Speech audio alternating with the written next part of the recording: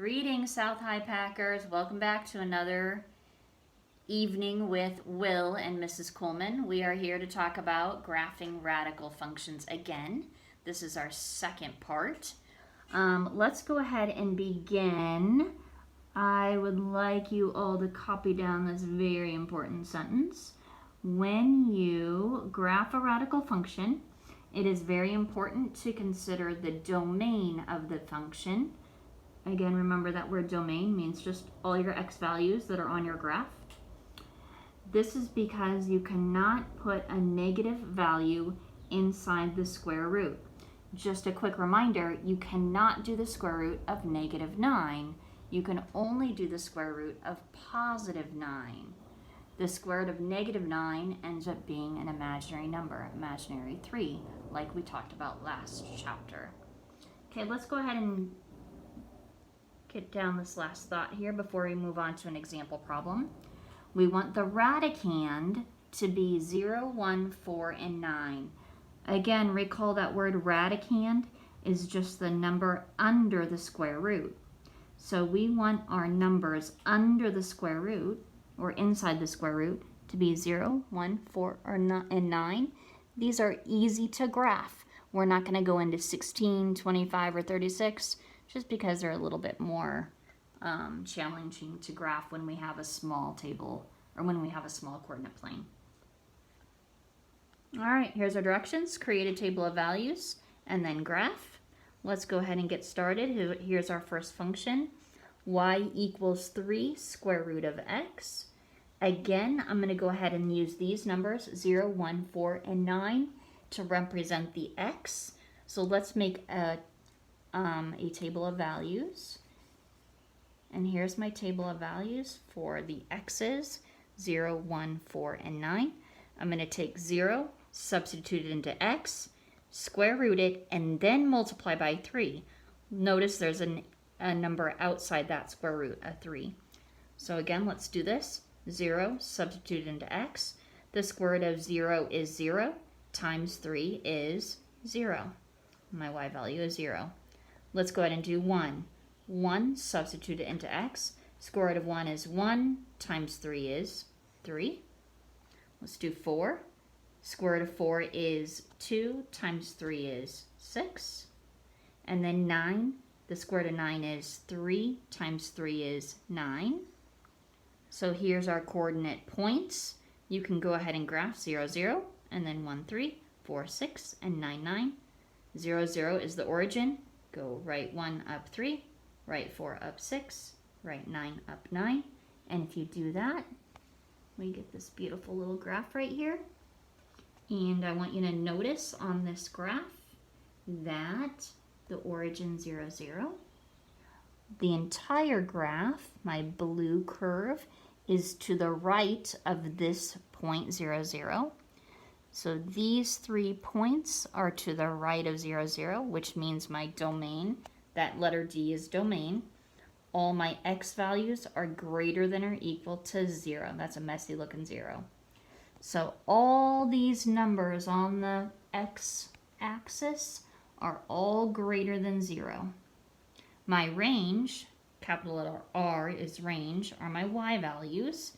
If I look at the y-axis, I want you to notice that all my numbers, 1, 2, 3, 4, 5, 6, 7, 8, 9, they're all on this graph.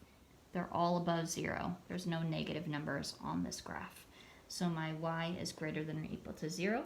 Let's go ahead and do another example problem. Thank you, Will. Okay, let's go over here and let's focus on this number 2. Y equals the square root of x minus 4. Notice that 4 is outside of the square root. So again, we're going to make a table of values and we're going to use these numbers, 0, 1, 4, and 9, just like last time. Let's take 0, substitute it into x. The square root of 0 is 0, and then subtract 4. 0 minus 4 is -4, so I've got a -4 right there. I'm just going to show all of this at once. Okay, let's look at that 1. Substitute 1 into x. Square root of 1 is 1, minus 4 is -3. Let's do 4. 4 into x, the square root of 4 is 2. 2 minus 4 is negative 2. And then 9, square root of 9 is 3. Minus 4 is negative 1. So here's our table of values. Again, you guys know how to graph this. Our graph turns out to look like this. Let's talk about the domain and range of this graph. So if I look at this graph, I notice that the domain, which means the x-axis, all of my x numbers on this graph are all positive.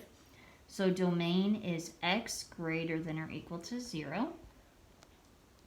My range, if I look at the y-axis, notice the lowest point on this graph is right here, and that's at negative 4. Notice these other points are all above that negative 4. So the range is y greater than or equal to negative 4. Okay, last example problem, then we're done with this video. Let's go on over here. And this last example, I want you to notice that that negative 2 is inside the square root.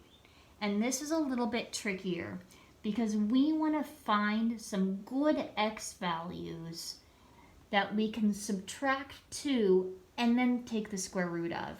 So I'm going to go ahead and set up my table of values like this. Here's my table of values. I have to figure out what are some good x values so that I can get a 0, a 1, a 4, and a 9. For example, we want square root of 0 because we can do the square root of 0. Well, what number minus 2 gives me a 0? 2 does. 2 minus 2 is 0. So I'm actually going to put a 2 right here. Okay, if I move on to this one, what number minus 2 will give me a 1? 3 does. So I'm actually going to put a 3 right here. 3 minus 2 is 1. Okay, if I move over to this 4, what number minus 2 gives me 4?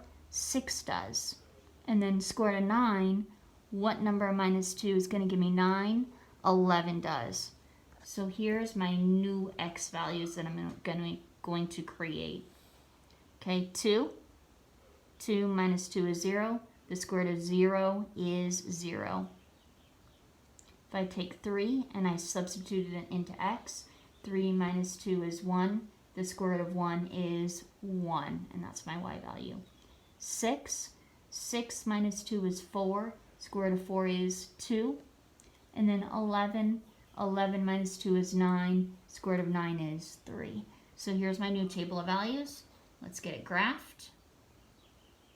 And there's what its graph looks like. Again, domain, x values. Look, the graph starts at 2. All the other points are to the right of that 2. So my domain is x greater than or equal to 2. My range, look where this point is. This point is on the 0. And all these other points are above 0. So my range is y greater than or equal to 0. All right, that does it for this section, you guys. Carry on, and we will move into more radical functions later on. Have a great day, and thanks for hanging out with Will and I. Go Packers!